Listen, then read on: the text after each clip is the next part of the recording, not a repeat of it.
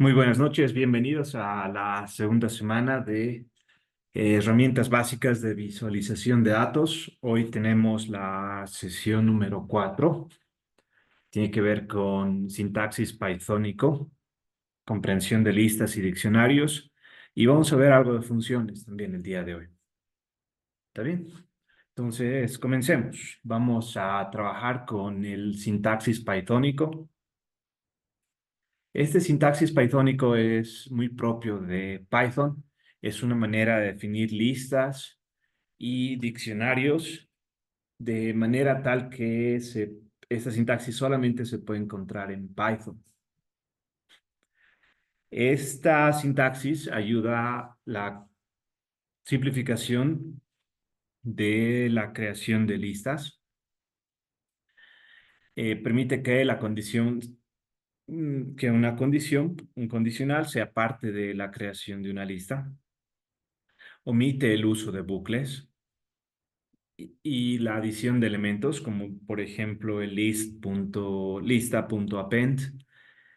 Y también nos permite adicionar condicionales if y else dentro de una lista. Entonces, vamos a desarrollar un poco la parte intuitiva respecto a listas. El día de hoy vamos a trabajar con JupyterLab. ¿Está bien? Vamos a trabajar con JupyterLab. Aquellas personas que no tengan todavía acceso a JupyterLab, les aconsejo que lo puedan instalar. Pero si necesitan ir a JupyterLab, lo que necesitarían hacer es ir a la carpeta donde están trabajando. Vamos a ver,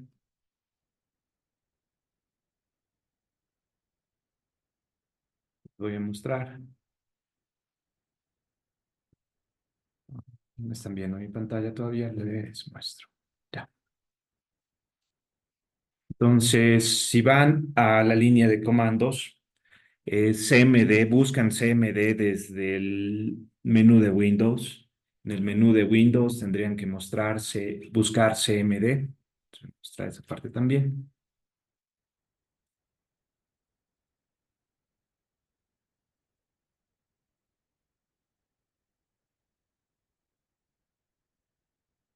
Entonces, si tienen un menú de Windows, en el buscador de Windows necesitarían poner CMD y les debería aparecer la línea de comandos. No sé si se puede ver, creo que no, pero deberían buscarlo acá, en el CMD.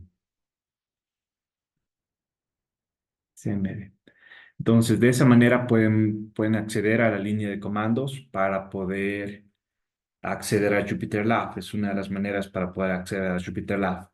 Una vez que estén en la línea de comandos, lo que necesitan hacer es eh, poner el comando JupyterLab.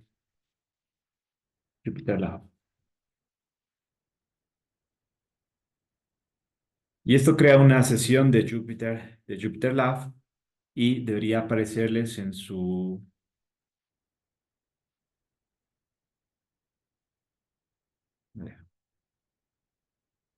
debería aparecerles en su pantalla esta, esta página web.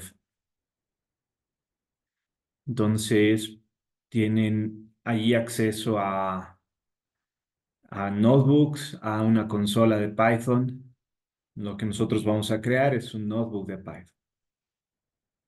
¿Alguien tuvo problemas en generar esta parte?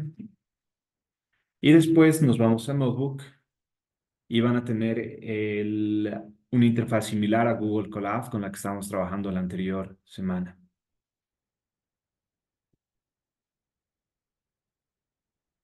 Acá está el menú donde pueden encontrar todos los archivos que tienen en la carpeta con la que están trabajando.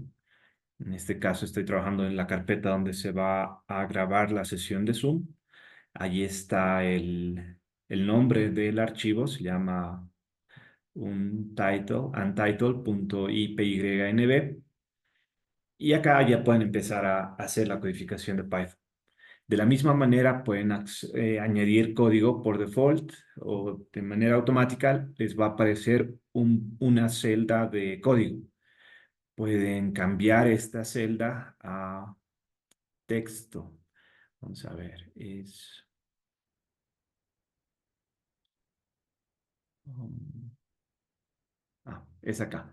En vez de código lo pueden cambiar a MD o Markdown y les va a aparecer como si fuera un bloque de texto similar a Google Colab. Y ahí pueden poner, por ejemplo, el título de nuestra sesión de hoy, nuestra sesión 4. Estamos haciendo sintaxis pythónico. Shift y Enter y les va a aparecer el texto. Shift y Enter o hacen correr o van a la siguiente celda. Cuando les aparece un par de eh, corchetes, significa que están en una celda de código.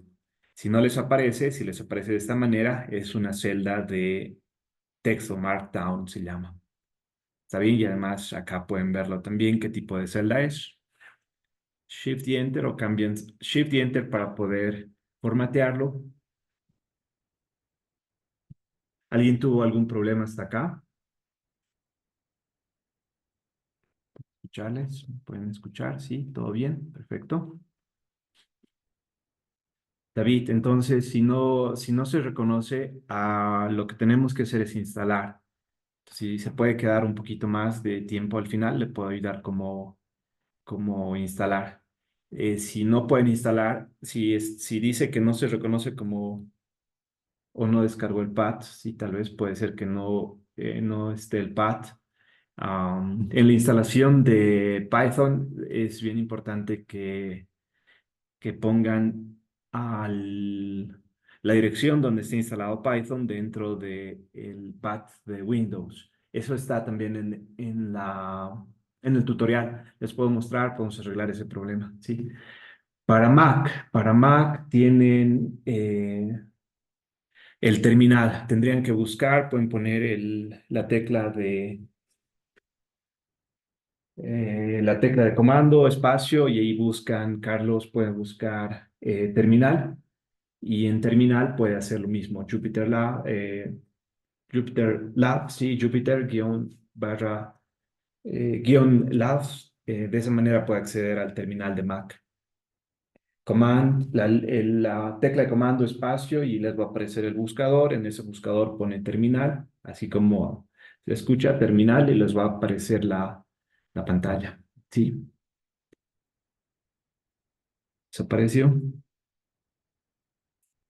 Ya. ¿Alguien más tiene algún problema?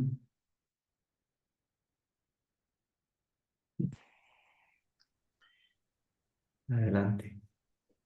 Profesor, una consulta. Antes de abrir el notebook, ¿es recomendable instalar el Pandas, el Matplotlib y el Seaborn? ¿O No, no necesariamente siempre? no necesariamente. Les voy a mostrar una manera para que puedan instalar esos paquetes dentro de un notebook de Python. ¿Está bien? Pero Ok. vamos a hacerlo, yo creo, si llegamos a Pandas hoy día, lo vamos a hacer. ¿Sí? Jersey dice, no puede instalar en Mac, necesita Python. Sí, evidentemente necesita Python. Lo podemos visualizar. En Mac es un poquito más sencilla la instalación, pero lo podemos ver, Jersey, para ver qué pasa. Eh, se necesita Python y necesita también instalar el Jupyter Lab. Les puedo ayudar un poco al final de la sesión. Si es que no se puede, entonces podrían, por favor, trabajar con Google Colab. Lucy tiene una pregunta. Sí, adelante, Lucy. Y buenas noches, Lisa. Una consultita sobre el Google Colab y este nuevo cuaderno que es Python. ¿Cuál es la diferencia? ¿O los dos serían iguales? Si es que uso Google Colab, igual me conecto con Python o cómo es esto? Sí, excelente pregunta. Si tienen acceso bueno, lo que permite Jupyter Lab y VS Code es mantener los archivos dentro de su computadora. En Google Colab van a necesitar trabajar con todos sus archivos en la nube. Además, tener una conexión a Internet que sea bastante confiable. Si alguna vez pierde internet, entonces tienen que reconectar otra vez el notebook de Google Colabs a hacer toda una reconexión. Se puede trabajar en Google Colabs sin problemas. Es cuestión personal. Todos tienen sus ventajas, desventajas. Hay algunos líderes de grupo que les va a gustar trabajar en VS Code. A mí en particular me gusta trabajar en VS Code. Hay otras personas que les gusta trabajar en Jupyter Lab, lo encuentran más sencillo, otros en Google Colab, de repente especialmente para redes neuronales con mucha, o PyCharm también, Ali también tiene otra interfaz. Entonces va a depender de cómo se sientan cómodos en su interfaz. Me gusta VS Code porque, o Luis también, que dicen consola, sí, es una opción. Va a depender. VS Code tiene, además de Python y los notebooks de Python, tiene otros programas, por ejemplo, pueden trabajar con LaTeX, HTML, JavaScript, etcétera. Entonces, si trabajan con otros lenguajes, aparte de Python, VS Code puede ser una opción. Si trabajan exclusivamente en Python, tal vez Jupyter Lab les guste un poco más. Mi objetivo y lo que yo quisiera mostrarles es las distintas opciones o las opciones más populares para que ustedes puedan escoger. Y cuando alguien les presente, si a alguien le gusta en los siguientes módulos trabajar con Jupyter Lab, ustedes tengan la facilidad de haber instalado Jupyter Lab, no tengan que estar trabajando la instalación y ya sepan cómo hacer todo eso y puedan trabajar directamente con los notebooks. Sí, sí, Eli tiene sí, Jupyter Lab, no se reconoce. Sí, Eli Alcón igual le voy a pedir que se pueda quedar un poquito más durante el descanso. Podemos trabajar ese rol, sí. Tal vez Jupyter Lab no se ha instalado. Es con Y también Jupyter. Es Jupyter, Jupyter, guión bajo lab, sí. Tal vez sea el problema. ¿Alguien más tiene alguna duda? ¿Preguntas? Disculpe, Inge, una consultita. ¿Jupyter Lab tiene extensiones como Visual Code? Es buena pregunta. Mira que yo trabajo muy poco con Jupyter Lab, pero si no me equivoco, sí tiene extensiones para poder trabajar, no tanto como VS Code. VS Code tiene las extensiones para otros programas, pueden trabajar, por ejemplo, con programas que les va a ayudar a formatear el código en Python, etcétera. No he trabajado mucho con Jupyter Lab. Sí, entiendo que hay algunas extensiones. La instalación también es un poco distinta. eh, pero sí hay para responderle en corto. Sí, Muchas gracias. sí, adelante. Sí, ¿alguien más? De nada, Fabricio. ¿Alguien más tiene alguna pregunta? Muy bien. Digamos entonces, sintaxis Python, sí. Sí, Carlos puede trabajar con VS Code, si no hay problema. Si es la interfaz que a usted le interesa usar, está perfecto, sí. Desde la siguiente sesión vamos a usar VS Code para la parte de pandas y la parte de Matplotlib. Vamos a ver cómo se trabaja en VS Code. Sí. Muy bien. Sí, ¿hay alguna pregunta más? Creo que no. Ingeniero, Sí, buenas noches, adelante. ingeniero. Adelante. Sí. Era, era un comentario para los que instalaron ya el Jupyter Lab y les sale que no le reconoce el pack. ¿Por qué no entran de la misma interfaz nomás que te da Jupyter? Oh, Porque sí. Hay una interfaz de Jupyter Lab, Eli. Sí. Um, sí, o sea, te aparece en tus aplicaciones, usted le da clic y te manda localhost y de ahí ya entra. bueno. Sí, no. Sí, puede intentar. En mi caso no me sale la aplicación, pero sí podemos intentar si alguna vez, si lo han instalado de esa manera, sí, hay que buscar Jupyter en el buscador de Windows, Ali. Sí, Correcto. Le sí. sale Jupyter Notebook y le das clic y te aparece en el localhost. Por eso digo, porque cuando lo estás instalando te aparece la opción de agregar el pack y cuando uno agrega el pack ya puede acceder por la terminal. Pero si no, uno no agregó el pack, no puede acceder por la terminal. Sí, Es- es- sí, lo podemos ver al final. Va a tomar un poco de tiempo para poder trabajar con cada uno. Entonces, si al final se pueden quedar un poco de tiempo, les puedo ayudar. La solución de Ali la podemos verificar si está bien la instalación. Volvemos a las diapositivas del principio para ver si está todo bien. Lo vamos a resolver el día de hoy. Y si no les sale, por el momento les pido trabajar otra vez con Google Colab.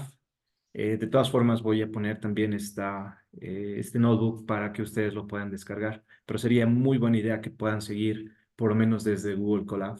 Sí, muy bien. ¿Para qué podemos usar, entonces, para qué podemos usar sintaxis pythónico? Por ejemplo, podemos tratar de obtener una definición de listas, donde se hace cuando se necesita hacer la definición de listas y necesitamos, por ejemplo, tenemos una lista de modelos, hemos trabajado con distintos modelos, hemos construido, los hemos optimizado y hemos optimizado en base a varios parámetros. Entonces podemos decir que el primer parámetro tiene un 0.5 de precisión, o el otro tiene un poco más, cerca del 80%, 0.8. Luego nos hemos acercado un poco más al mejor modelo, 0.9, 0.95, 0.1 y luego sí, hemos tomado otra ruta y hemos obtenido estos valores de precisión para nuestro modelo de Machine Learning, ¿no? Cada valor puede corresponder a la precisión de un modelo de Machine Learning, un modelo que hemos entrenado, y puede ser que nos interese encontrar una lista con los elementos que que tengan una, una precisión, que tengan un valor mayor a 0.79. ¿Sí? 0.79, sí.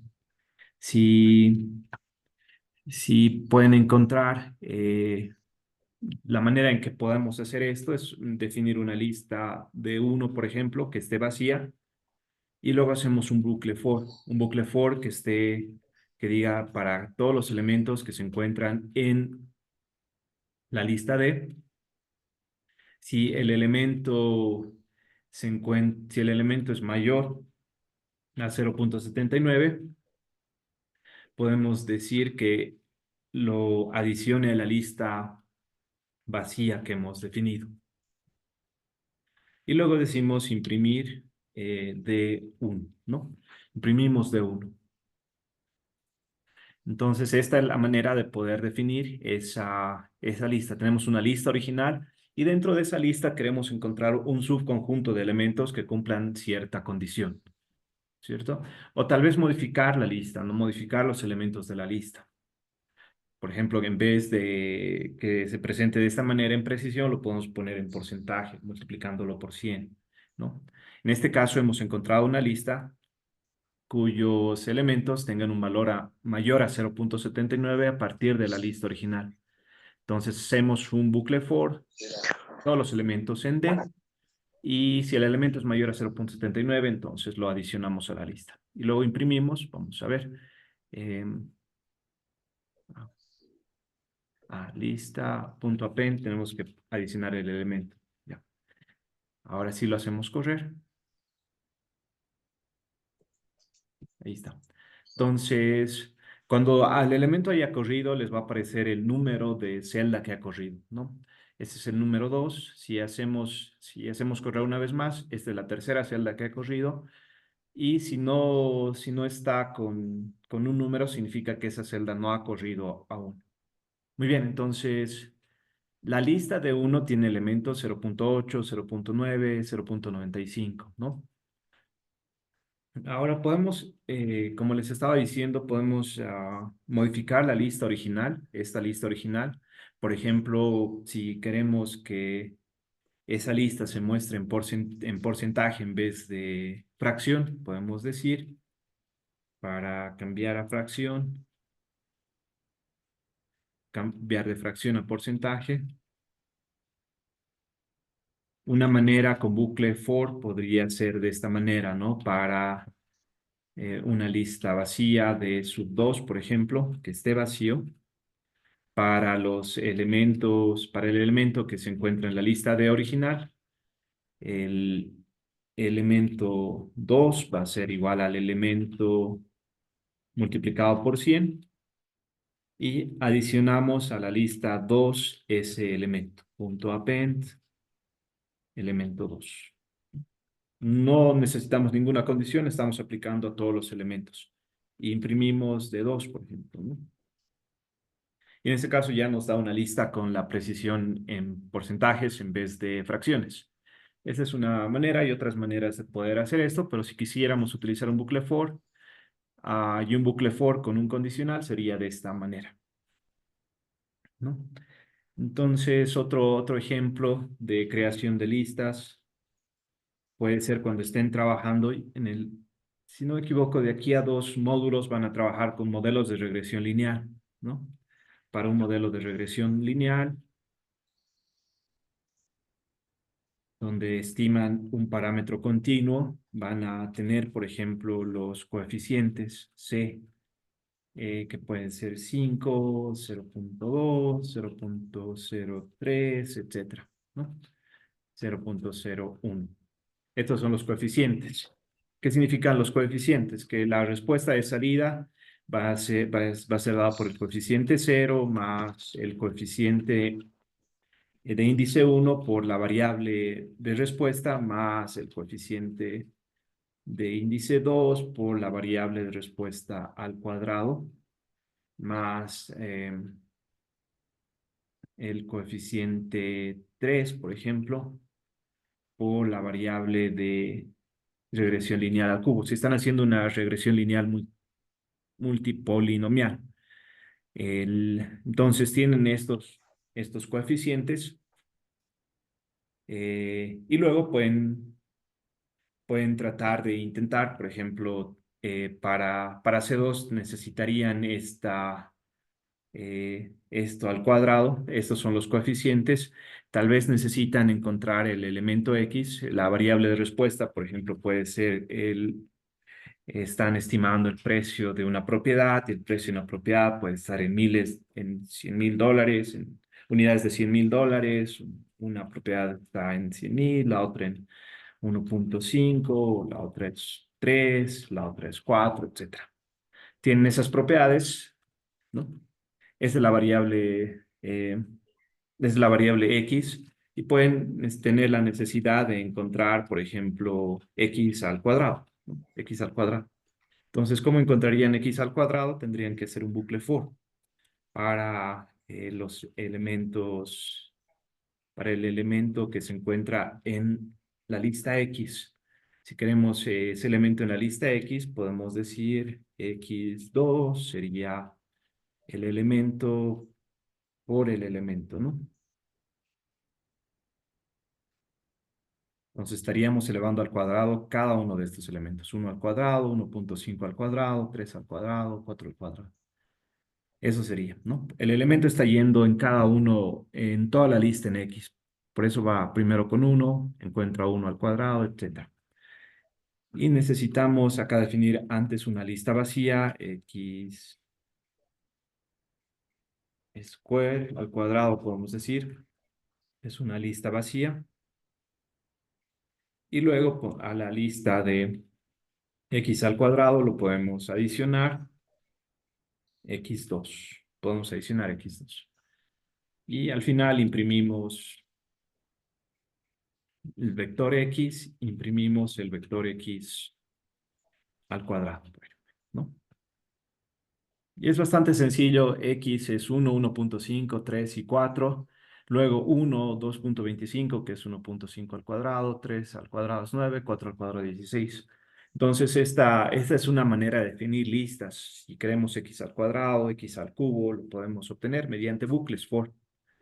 Ahora, Podemos hacer de esta manera o utilizar lenguaje sintaxis pythónico. Entonces, como ya hemos visto que necesitamos obtener listas a partir de una lista que ya está definida, veamos la manera de poder realizar este cometido utilizando sintaxis pythónico.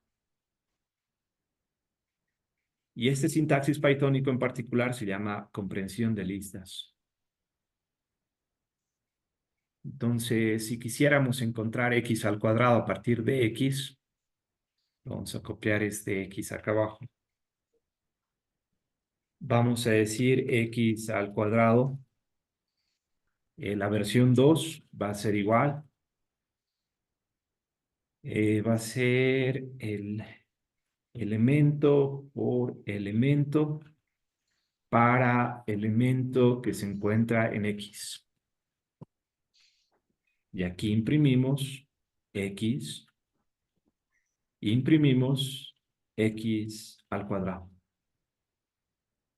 Si se dan cuenta, todo lo que hicimos acá con 4 líneas, la definición de la lista vacía, el bucle for, la adición del elemento dentro del bucle for, son 4 líneas, podrían haber sido 3, se ha hecho en una sola línea, ¿no? Se ha hecho en una sola línea. El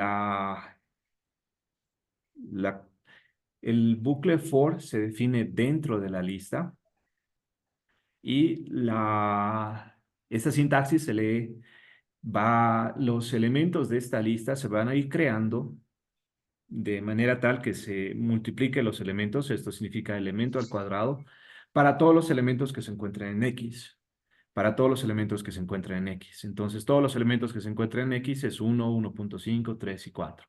Para cada uno de esos elementos vamos a crear una nueva lista que multiplique el elemento por elemento, es decir, el elemento al cuadrado.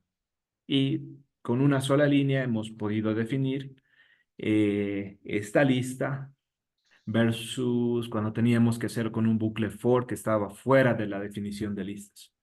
Ambos son posibles de utilizar, no hay respuesta correcta o incorrecta, pero van a ver esta sintaxis muy a menudo, especialmente cuando alguien les comparta un notebook o alguien esté leyendo, por ejemplo, alguna documentación o estén trabajando de forma colaborativa en algún proyecto de modelos de machine learning o optimización de modelos, etcétera. Entonces, es importante estar, eh, tener alguna idea de cómo se lee esta sintaxis a partir de la comprensión de listas. Muy bien. ¿Alguien tiene alguna duda acá? Pregunta. ¿Alguien le dio algún error en esta parte de comprensión Eh, de listas? ¿Sí? Profesor, en esa sintaxis, ¿el em se declaró en algún momento o autocompleta elemento? Sí, este lo pueden cambiar, por ejemplo, para todas las variables que se encuentren en X, ¿no? Y esto Ah, sería ok, var por var, ¿no? Entonces, les va a salir la misma respuesta, pero este var se declara dentro del bucle for y ese ok, es el que va fuera en la definición de la lista, ¿no? Sí, ok, excelente gracias. pregunta, sí.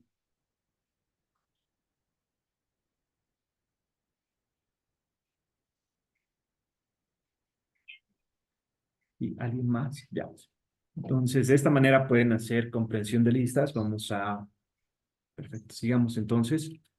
Eh, Acá lo que está haciendo, por ejemplo, es número al cuadrado para los números que se encuentran en A. Es una de las maneras para poder trabajar. Lista de comprensión de listas, es una manera pythónica para definir listas y bucles. Entonces, la manera intuitiva de poder entender esto, si volvemos al ejemplo de los libros, es que tienen un estante de libros. Estos libros tienen que pasar por un proceso de laminación, ¿no? Este es el ayudante de la gran keeper de los libros.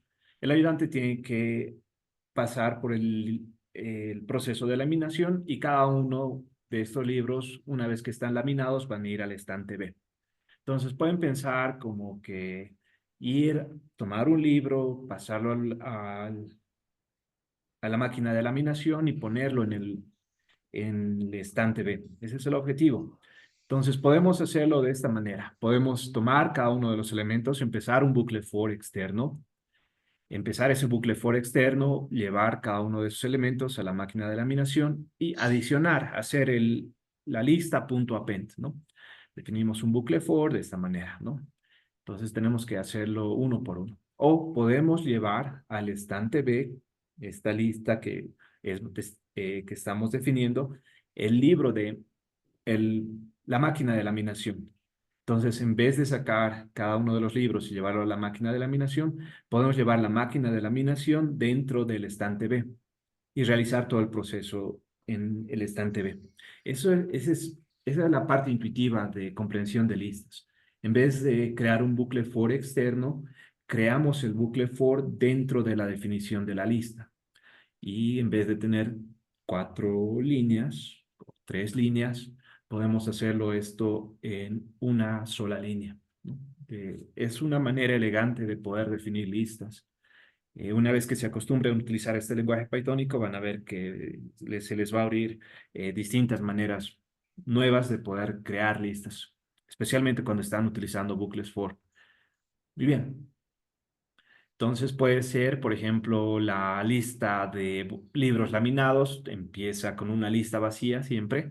Para todos los libros que se encuentren en este estante, primero tiene que laminar, vamos a decir el libro laminado, va a pasar por una función de laminar, y luego tenemos que adicionar ese libro al estante B, ¿no? En el estante B que se llama lista de libros laminados que está vacía. Entonces son 4 líneas que están acá, ¿no?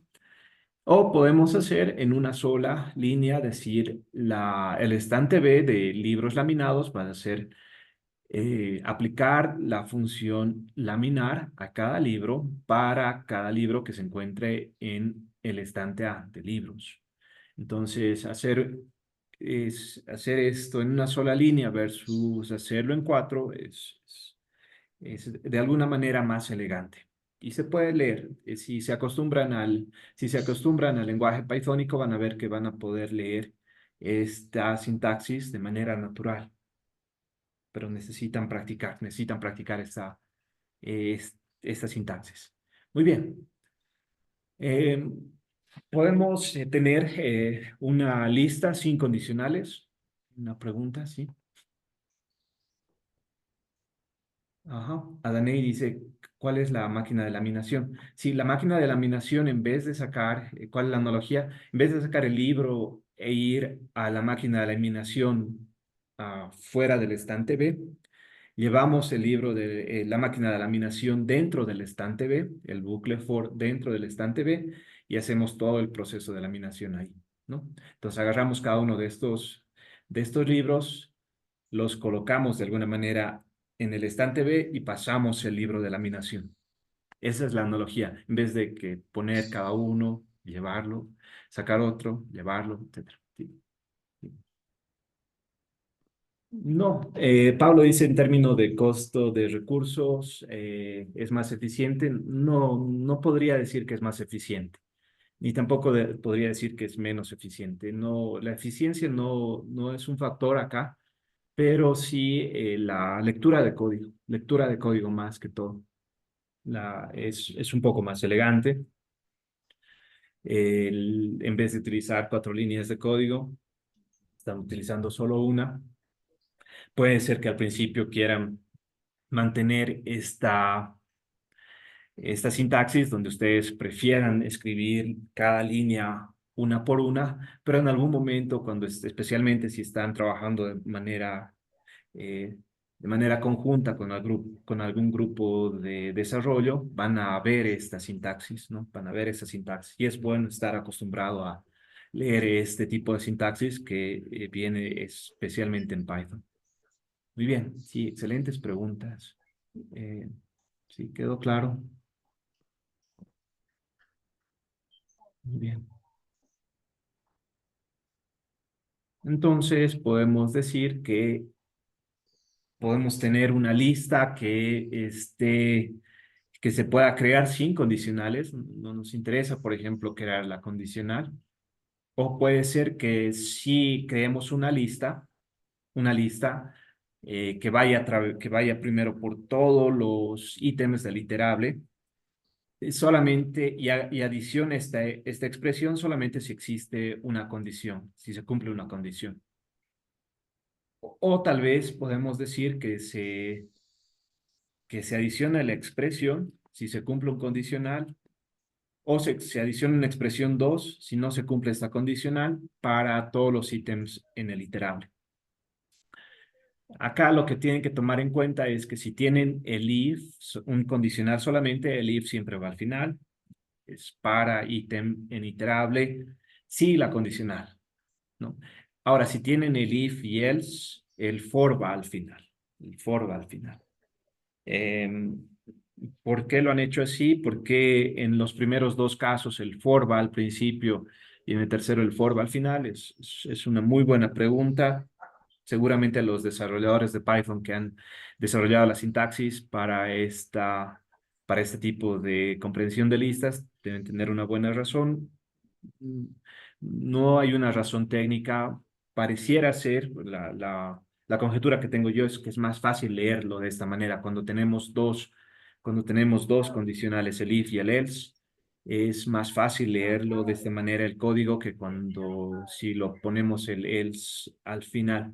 Pero esta es la sintaxis, nos tenemos que acostumbrar. De otra manera, Python nos va a dar error de sintaxis. Practicaremos para cada uno de ellos. Hemos practicado para el primer caso, hemos definido una lista a partir de comprensión de listas. Este era el ejemplo que hemos obtenido. Teníamos una lista de 4 números y hemos creado una nueva lista B que añadía a esta lista B los números al cuadrado, ¿no? 1 al cuadrado, 2 al cuadrado, 3 al cuadrado, etc. Y a la salida nos salía 1, 4, 9, 16. Esta es la expresión, esta es la expresión, este es el ítem y este es el iterable. Necesitamos tener un iterable, una lista original por la cual tenemos que pasar para poder obtener la expresión. Muy bien. Esto es sin condicionales. Podemos tener condicionales. Practicaremos esta parte de condicionales. En este caso, el if va al final. Vamos a volver a este ejemplo, pero hagámoslo primero en Jupyter Lab. Vamos a hacer comprensión de listas con condicionales. Con condicional if. ¿Qué tendríamos acá? Podemos volver a la lista de original con la que hemos partido, donde teníamos precisiones, una lista de precisiones. Cada valor correspondía a la precisión de un modelo en particular. 0.9, teníamos luego 0.95, si no me equivoco era 0.1 y al final era 0.4, ¿no? Y decíamos que necesitamos obtener una lista con los elementos cuyo valor sea mayor a 0.79. Lo vamos a copiar de acá arriba para que... Es esta, ¿no? Es esta de acá. Entonces, definíamos una lista vacía y decíamos para los elementos que se encuentran en D, si el elemento es mayor a 79, adicionaba ese elemento a la lista de 1 que estaba vacía y decíamos imprimir de 1, ¿no? 0.8, 0.9, 0.95. Fíjense que no ha tomado el 0.5, no ha tomado el 0.1 ni el 0.4. Solamente ha tomado estos tres valores que cumplen con la condición que son mayores a 0.79. Muy bien. ¿Cómo hacemos esto con comprensión de listas? Hacemos de 1 con comprensión de listas y decimos, bueno, tiene que ser el elemento para todos los elementos que se encuentren en un iterable, que sería la lista D. En este caso va a copiar todos los elementos de 1 a esta nueva lista. Y decimos para el elemento que se encuentra en D. Y decimos solamente si, y acá tendría que estar la condición. el elemento tiene que ser mayor a 0.79. No necesitan las comillas, solamente puesto, no necesitan los paréntesis, solamente he puesto los paréntesis para que se pueda mostrar, hacer énfasis en la condición. Si el elemento es mayor a 0.79, después de iterar por todos los elementos que están en D, todos los que están acá, si el elemento es mayor a 0.79, lo va a adicionar a la lista. Entonces vamos a imprimir D1P. Y como ven, la lista tiene los elementos que son mayor a 0.79. Muy bien. ¿Alguien le dio algún tipo de error de sintaxis acá? ¿Un problema? Preguntas hasta acá, ¿se entiende?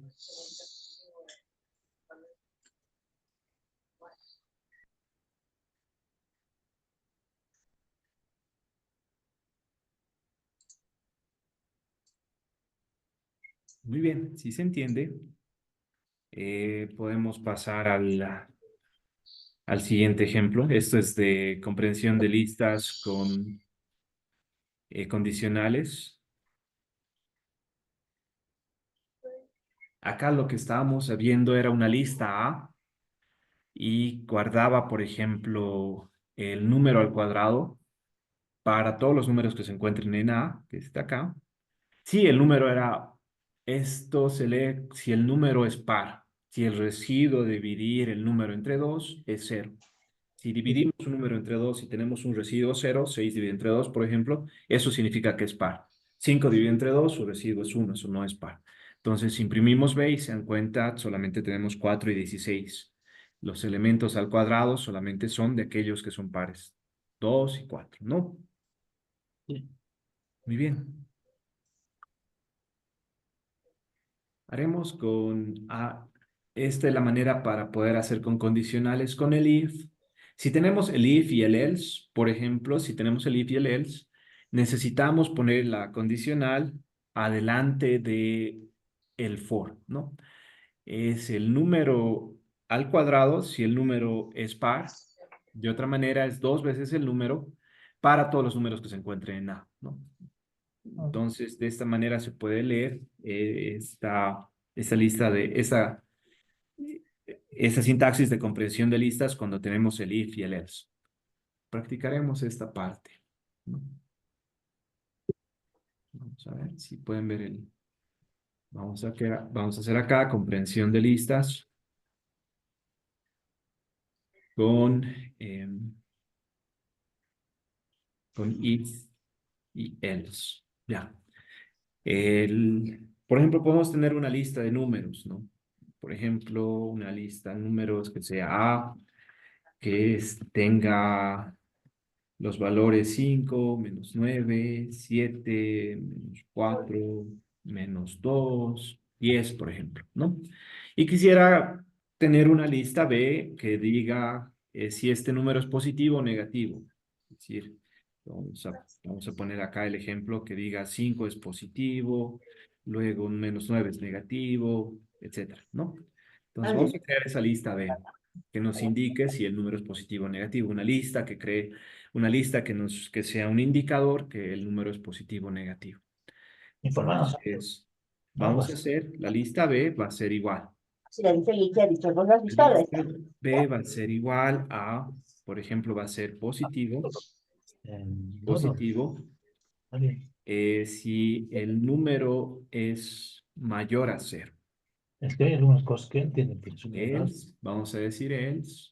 Vamos a decir else si el número es negativo. Entonces vamos a tener lo siguiente, ¿no? Else, si no, agregue negativo, negativo. De esta manera podemos hacer. Si es negativo, si va a adicionar a la lista B positivo, si el número es mayor a 0. De otra manera va a adicionar negativo, va a adicionar este elemento negativo para todos los elementos, para todos los números que se encuentran en A, ¿no? De esta manera se lee, vamos a imprimir B, vamos a ver si hay algún error de sintaxis, tal vez haya un error de sintaxis. No hay error de sintaxis. Imprimimos B, imprimimos A también, imprimimos A, es 5 menos 9 7 etcétera, ¿no? Entonces estamos diciendo es el 5 es positivo, 9 negativo. Esto lo pueden utilizar para crear algún flag, alguna bandera a partir de una lista original. Ahora, esto se lee de esta manera. Lo podemos hacer sin comprensión de listas. Veamos cómo debería ser sin comprensión de listas. Tendríamos que crear una lista B sub 0. Tendríamos que ir por todos los elementos que están en A para los números que están en A. Si el número es mayor a 0, tendríamos que hacer la lista B que está vacía. Adicionamos el número. No, adicionamos que es positivo. De otra manera, else, esto iría else. A la lista vacía necesitaríamos adicionar que es negativo.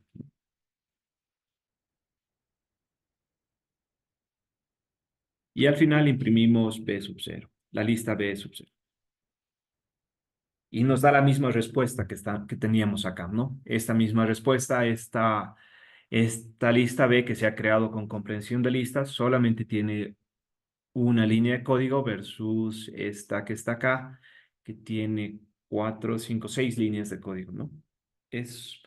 Va a depender de ustedes su preferencia respecto a cómo crear esta nueva lista. Si quieren utilizar esta herramienta de comprensión de listas, es muy poderosa, es elegante, les hace el código más fácil de leer. De todas formas, si prefieren el bucle for, es totalmente correcto. No hay respuestas incorrectas en este caso. Muy bien.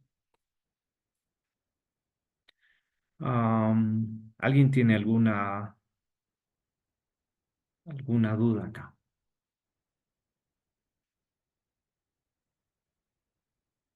Muy bien. Entonces, si volvemos a este ejemplo, acá lo que está haciendo es adicionar el número al cuadrado. Si el número es par, entonces para los pares va a adicionar 2 al cuadrado, 4 al cuadrado.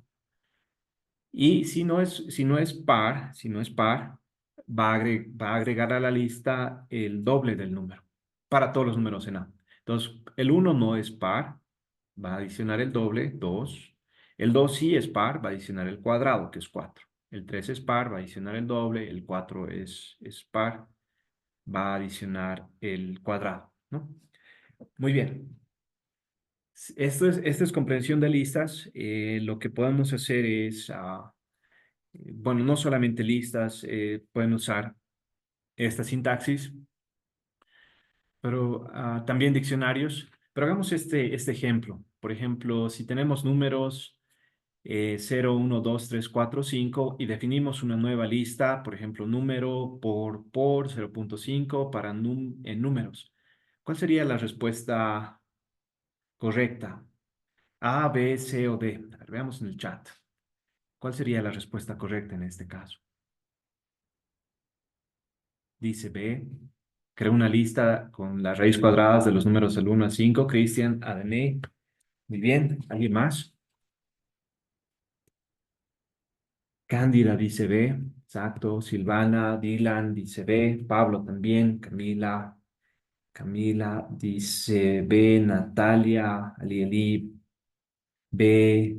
Eneida, Gabriela. Excelente, ¿no? Es una lista que, sí, Pamela, Carlos, Kimberly. Excelente. Sí, es una nueva lista, pero genera números son la raíz cuadrada. ¿Por qué la raíz cuadrada? Porque es 2 veces el signo de multiplicación, significa un exponente, y el exponente 0.5, que es la raíz cuadrada. Bien, excelente. Entonces, si continuamos.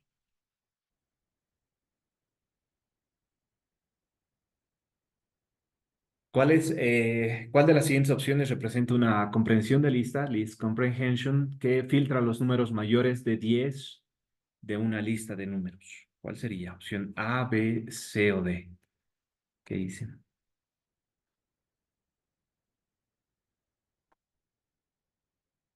Dice A, ya. Neida Silvana dice A. Neida Harold dice A. Adanei dice A, Nathan también, Camila, Janet, excelente. Dice A, parece que tenemos consenso. Cándida dice A, Kimberly también. Muy bien, excelente. Sí, perfecto. Muy bien, sí, ese es correcto. Está, sí. Rolando dice B, ¿ya? ¿Está bien? Mauro dice B, ¿ya? Mauro, Kimberly dice A, ya. Mauro dice B, muy bien. Carlos dice A, perfecto. Sí, está bien. Entonces, la primera, bueno, lo que necesitamos hacer es ver cuál es la manera que necesitamos definir. Natalia dice A. Dice que se necesita filtrar los números mayores a 10. Entonces, de una lista original necesitamos tener una lista poco pequeña, que de menor tamaño, que solamente contenga los números mayores que 10 de una lista original, ¿no? Puede ser de menor tamaño, pueden ser todos los números, pero de todas maneras estamos filtrando de acuerdo a una condición. Y si estamos haciendo comprensión de listas con condicionales, recuerden que el condicional va, si solamente hay un condicional, va al final, ¿no? Va al final. Y por eso la respuesta A es correcta, porque va todos los números para los números que se encuentran en la lista, números, si ese num, esa variable num es mayor a 10. Excelente. Ahora, ¿qué piensan de la opción B? ¿Ustedes creen que es una sintaxis correcta? ¿Sí o no?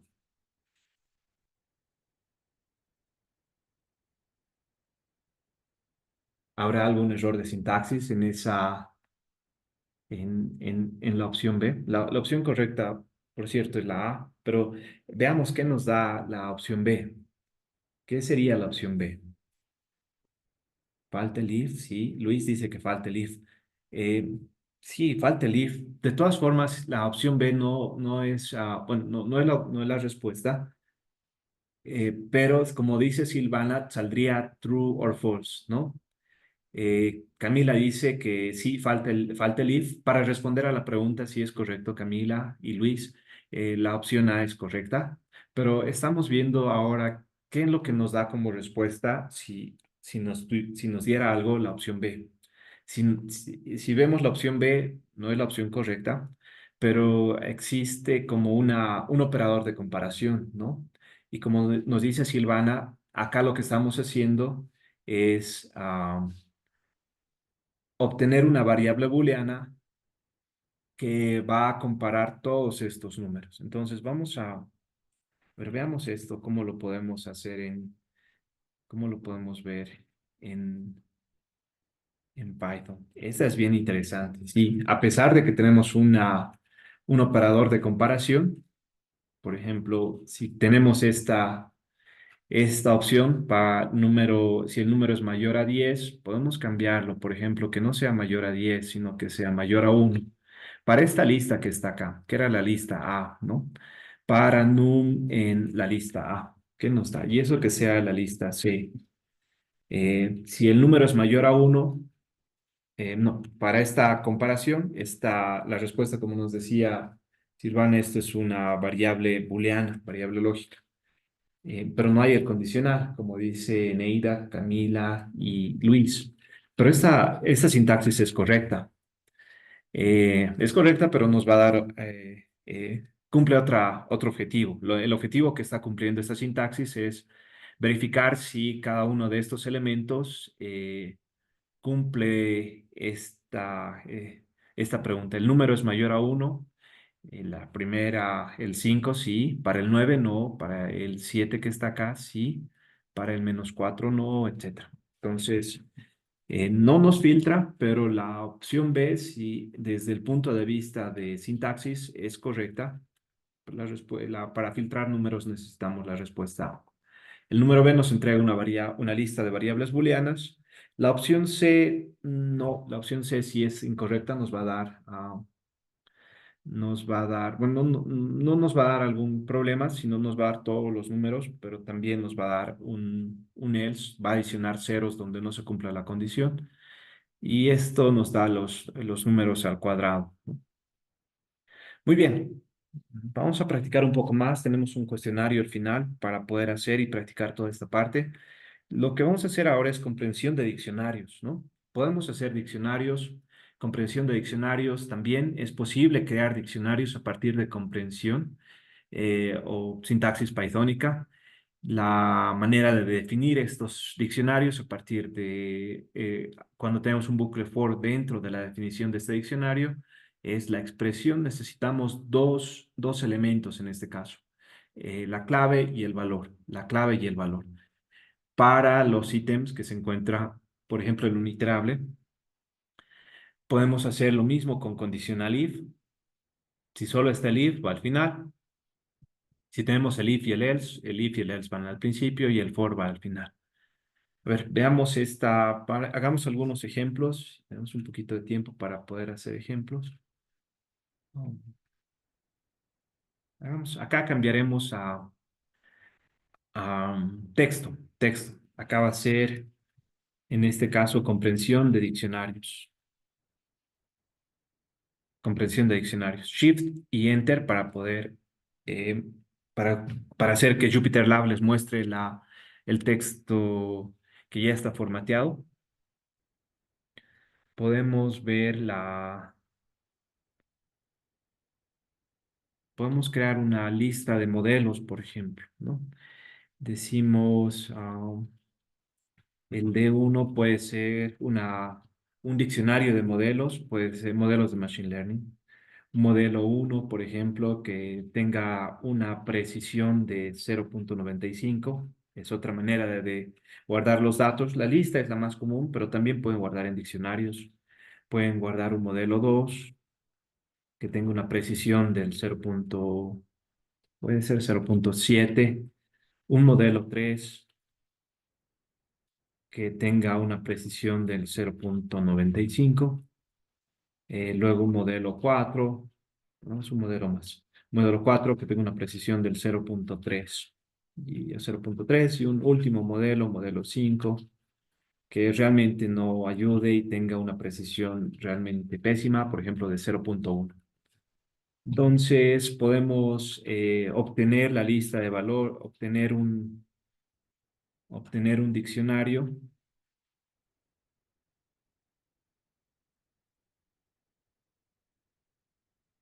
que nos ayude a encontrar, por ejemplo,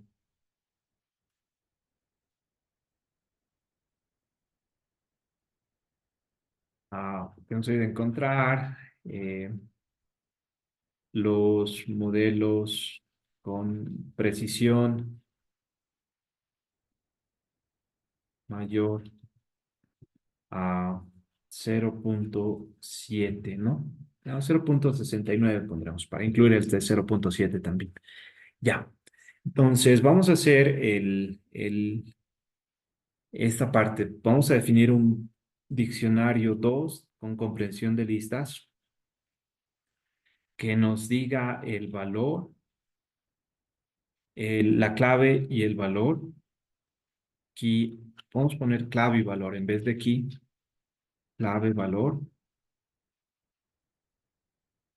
para, para clave, valor en los ítems de 1. ¿Se acuerdan? D1.items nos proporcionaba una tupla. Esa tupla ahora estamos igualándolo a clave valor. Si el valor, por ejemplo, es mayor a 0.69. De esa manera podemos hacer este bucle for. Lo vamos a hacer también de la manera tradicional con un bucle for externo, pero de esta manera se define una comprensión de diccionarios con un condicional. Entonces imprimimos, por ejemplo, D2 y nos va a dar los valores o un diccionario que solamente tengan los modelos cuya precisión sea mayor a 0.69. El modelo 1, el modelo 2 y el modelo 3. El 4 y el 5 no se los toma en cuenta. Ahora, ¿cómo haríamos esto sin comprensión de listas, no? tendríamos que definir un diccionario 2 que esté vacío. Luego para lo mismo, clave, valor, en el D1.items. Decimos si el valor es mayor a 0.69. Si el valor es mayor a 0.69, definimos en el diccionario 2 de clave, va a ser igual al valor. Esperamos que esté bien. Sí, creo que está bien. Y luego imprimimos el diccionario 2 versión 0, digamos, ¿no? Acá, si no, nos va a dar el 2.0, de esta manera. De esta manera podemos obtener este objetivo utilizando un bucle for externo. Esta línea nos ayuda a cumplir este cometido solamente con una línea de código. Vamos a ver si esto está bien. Sí, esto también está bien. Modelo 1, 0.95, modelo 2, 0.7, modelo 3. El D1.items, recuerden, nos da una tupla de retorno, ¿no? Nos muestra la tupla. Y esa tupla la podemos igualar a dos variables, ¿no? Son dos variables, es una tupla de dos ítems, clave valor. Y esta clave valor puede ser pueden colocar cualquier nombre en estas dos. De la misma manera acá, clave y valor no necesariamente tienen que tener estos nombres, pueden ser D1, D2, A1, A2, etcétera. Muy bien. ¿Alguna duda hasta acá?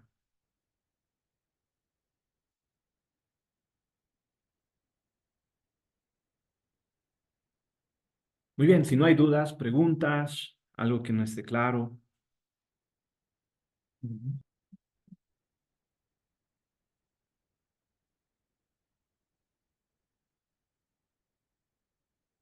Y todo está bien, esta es una manera de definir un diccionario, esta también, cuando tienen un condicional, es la que hemos trabajado, en este caso se está definiendo un diccionario a partir de una lista. Los valores de la lista se utilizan como claves, la clave del valor, y la expresión es el número al cuadrado, entonces cada clave, por ejemplo, el 1 va a tener 1 al cuadrado para todos los números en A, si estos son pares. O podemos hacer lo mismo que hacíamos en la anterior, cuando hacíamos la definición de listas a partir de condicionales if y else. Lo podemos hacer también con diccionarios. Es el número, esta es la clave. Y el valor va a ser número al cuadrado si el número es par o dos veces el número para todos los números que se encuentren en A. Entonces, de esta manera también pueden utilizar el condicional. Muy bien. Esto es el lenguaje, es sintaxis pythónico, comprensión de listas y diccionarios. Antes de pasar a funciones, que es nuestro siguiente, no es lo que nos toca hacer ahora. ¿Hay alguna pregunta, alguna duda acá? Una ¿No? pregunta. La clave también, la parte de la clave pueden ser números y también cadena. Sí, pueden ser cadenas, mire. Eh, Acá la clave es una cadena, ¿no? Y el valor es un valor numérico. Y hemos trabajado con claves con claves tipo cadenas, ¿no? Para clave, valor. Pueden trabajar, por ejemplo, en esta clave, en esta clave que es una cadena de caracteres, pueden incluso obtener la longitud de esa cadena. En este caso, la longitud sería 2, 4, 6, 7. Incluso pueden aplicar funciones de longitud, otro tipo de funciones. Vamos a ver ahora cómo podemos definir funciones, etcétera. La clave y valor pueden tener distintos tipos de variable. Excelente pregunta. Gracias. ¿Alguien tiene alguna duda más? No. No hay. Muy bien. Entonces, hagamos funciones. Funciones. Entonces, hay algunas veces que repetimos tanto el código que es mejor llamar una función en particular. Hoy vamos a desarrollar la intuición de la definición de funciones. ¿Qué es una función? Una función es un conjunto de sentencias, esto puede ser una función, que aceptan una cierta entrada y devuelven un valor de salida después de procesar la entrada, ¿no? Tenemos un valor de entrada, lo va procesando, procesa todos los valores de entrada y devuelve una salida, ¿no? Toda esta es la función. Acá adentro pueden estar un conjunto de sentencias, for, cambiar el tipo de variable, realizar un gráfico en función de datos que se encuentren a la entrada y obtener o proporcionar al usuario una gráfica formateada de acuerdo a los datos de entrada. Es decir, pueden utilizar un conjunto de sentencias dentro de esta función que acepte valores de entrada y arroje valores o muestre al usuario valores a la salida, gráficas, por ejemplo, o datos a la salida. Muy bien, esa es una función. Tenemos una entrada X, la función f, y la salida que depende de la entrada X. La salida se llama f de X. ¿Qué funciones están en Python ya integradas? La función input, que lee una línea a la entrada. El ID, que hemos utilizado esto para poder ver la referencia en memoria. El valor absoluto, el all, el any, el print, el binario, el booleano, para el CHR devuelve un carácter del código Unicode especificado. Entonces tenemos algunas funciones que ya están escritas y no se necesitan llamar ninguna librería externa. Y todas las librerías, todas las funciones integradas van a encontrarlo en este link. Les voy a dejar también esta diapositiva para que puedan averiguar un poco más de las funciones integradas. Hay otras funciones que no están integradas y necesitamos definirlas nosotros. Van a ver la manera de definir funciones. Y la manera de poder realizar este proceso es utilizando la clave def. Def le indica a Python que están definiendo una función. El nombre de la función y los parámetros de entrada, X. Esta es la función, el nombre de la función. Y la salida, por ejemplo, puede ser la entrada X procesada. La entrada X procesada significa que X se va a sumar 1 y devuelve ese valor, ¿no? Esta función devuelve un valor. Hay funciones que no devuelven valores, simplemente procesan los datos y lo guardan en memoria. Si recuerdan la función, el método reverse, ¿no? De listas, cuando trabajábamos en listas, teníamos un método reverse y ese método reverse no devolvía nada, devolvía un none. Puede ser que devuelvan valores, puede ser que no. El objetivo de la función cuando no devuelve valores es procesar los datos dentro de la función y guardarlos en memoria. Entonces procesa los datos dentro de la función. Acá pueden haber múltiples sentencias antes de retornar un valor. Y si no retorna ningún valor, el objetivo va a ser procesar esos datos de entrada y guardarlos en memoria. Muy bien. Entonces, ¿para qué utilizamos funciones? Es para evitar repetición en bloques de código, ¿no? Podemos tener la función, nos entregan 3 valores, tenemos que sumar esos 3 valores y obtener el promedio, que es la suma dividida entre 3. Luego, un poco más adelante en el código nos dan otros 3 valores, x1, x2 y x3, los tenemos que sumar y devolverlo el promedio. De repente podemos encontrar una función de cada vez que nos den x1, x2 y x3, enviarlos una función, realizar la suma dentro de esa función y retornar el promedio, ¿no? Podemos llamar esa función, por ejemplo, con promedio de 1, 2 y 3, promedio de 4, 5 y 6, ¿no?